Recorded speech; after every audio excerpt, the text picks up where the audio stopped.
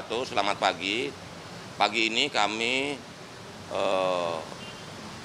diundang rapat oleh Pak Presiden mengenai Koperasi Desa Merah Putih, termasuk juga bagaimana itu bisa disosialisasikan kepada seluruh desa-desa di seluruh Indonesia. Karena itu yang hadir ada saya, ada Pak Mendagri. Nanti juga dijelaskan oleh Pak Mendagri mengenai ada Wakil Menteri Pertanian juga. Bagaimana konsepsi yang pasti gini, keberadaan Koperasi Desa Merah Putih itu yang pertama itu untuk kepentingan masyarakat desa. Karena di Koperasi Desa Merah Putih itu untuk memutus mata rantai kemiskinan di desa dan juga bagaimana masyarakat desa bisa meningkat penghasilannya. Jadi yang pasti Koperasi Merah Putih ini bertujuan untuk meningkatkan kesejahteraan masyarakat desa dan berguna untuk kemajuan desa di seluruh Indonesia. Terima kasih. Pengantar dari saya. Silakan Pak Tito, jelasin. Baik, rekan-rekan sekalian, saya kira peran desa sangat penting ya di Indonesia. Bayangkan ya, 56% penduduk Indonesia itu ada di kota. 44% itu ada di desa. Kita tidak ingin seperti di Jepang. Jepang itu sudah 93% penduduknya di kota. 7% penduduknya tinggal di desa.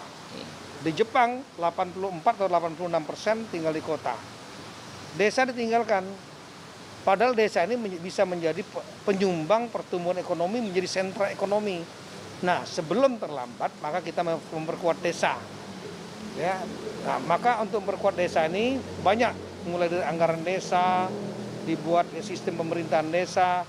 Nah, salah satu yang menjadi ide dari Bapak Presiden adalah ketahanan pangan. Ketahanan pangan ini kita melibatkan juga desa-desa. Kenapa?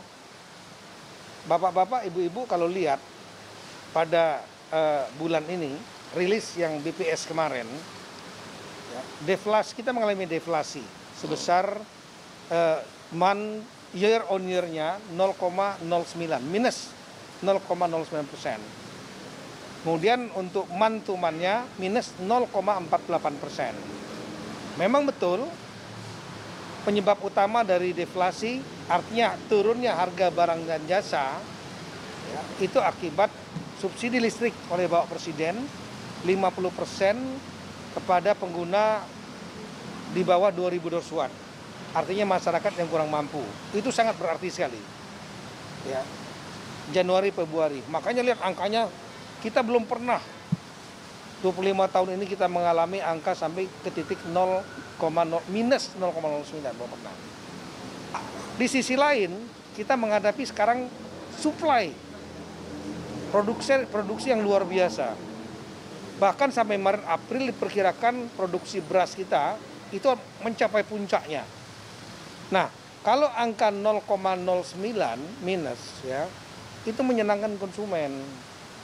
Konsumen senang, harganya murah. Coba lihat cek, beras harganya rata-rata turun. Telur, ayam, daging karena jagung pakannya itu diproduksi banyak juga, turun semua. Nah, tapi yang tidak boleh turun terlalu dalam. Kalau terlalu dalam turunnya inflasi, yang akan kesulitan adalah para produsen. Produsen, para petani, nelayan, pabrik, pedagang, ya, itu akan kesulitan untuk nutup biaya produksi, mendapat keuntungan. Oleh karena itulah, kita harus mampu untuk menyimpan stok. Kita menjadi off-taker. Nah, di antaranya off-taker itu pembelinya dari produksi yang diproduksi oleh masyarakat kita. Indonesia sekarang ini hebat kalau untuk masalah pangan. Negara-negara lain lagi kesulitan beras segala macam, kita cukup. Stok kita ini terbesar yang pernah ada. 1 juta lebih. Nah, biasanya cuma 300.000, 400.000. Nah, sekarang bagaimana untuk menjaga agar stok ini bisa terserap dengan harga yang wajar. Jangan harganya jatuh. Nah, di antaranya adalah dengan membentuk koperasi di setiap desa. Koperasi Merah Putih. Apa tugasnya koperasi ini? Salah satunya di antaranya adalah mereka membeli, ada cold storage-nya untuk menyimpan, ada gudang grey segala macam, ya, apotek. Jadi one stop system ini, ya, one roof system. One stop solution. Ya, ada kliniknya dan lain-lain, sehingga diharapkan ya di antaranya untuk masalah ketahanan pangan dapat diserap oleh koperasi-koperasi desa ini, ya, sehingga tidak diambil terjual murah karena harga turun dengan harga yang sudah dipatok oleh pemerintah. Nah, koperasi ini perlu dibentuk semua desa dan nanti kita akan sampaikan kepada desa dan juga akan kita sampaikan ada dukungan dari pemerintah nantinya, diantaranya dari Bank Himbara, ya. Kalau saya nggak salah sekitar 5 miliaran dibutuhkan untuk kepentingan itu, cold storage, gudang dan lain-lain, manajemen dan lain-lain 5 miliaran. Nah, baik, ini menguntungkan desa. Desa ada yang punya anggaran cuma 1 miliar setahun, ada yang 3 miliar. Saya tahu ada yang lebih dari itu, ada juga ada. Seperti di Bali ada yang 50 miliar dari pariwisata dan lain. Tapi ini secara umum nanti akan ada anggaran dari berupa pinjaman dari bank.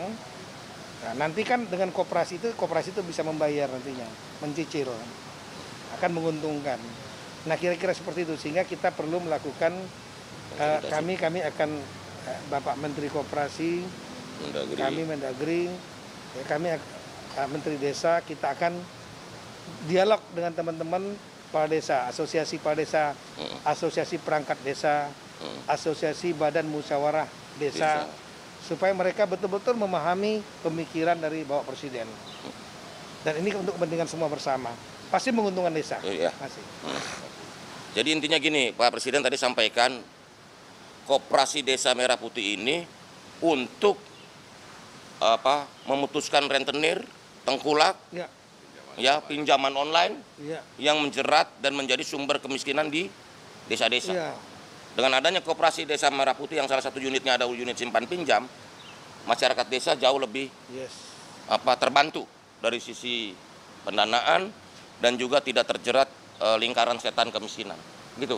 Karena utang berutang, tumpuk, gali lubang, tutup lubang, itu kan tradisi yang juga mau dipangkas. Karena itu kami sampaikan bahwa Koperasi Desa Merah Putih ini memang bertujuan untuk membawa kemajuan bagi desa dan meningkatkan kesejahteraan masyarakat desa.